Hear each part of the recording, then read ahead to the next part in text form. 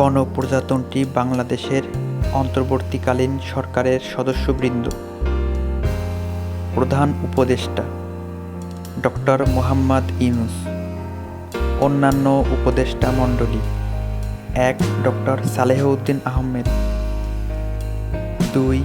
Brigadier general অবসরপ্রাপ্ত M Sakhawat Hossain. ৩. Doctor Asif Nazrul. ৪. AFM Hasan Arif. ৫. Mohammad Touhid Hossain. ৬. Syeda Rizwana Hasan. ৭. Sharmin Murshid. ৮. Adilur Rahman Khan. ৯. Farooki আজম বীর প্রতীক। ১০. সুপ্রদীপ চাকমা। ১১. ফরিদা আক্তার। ১২.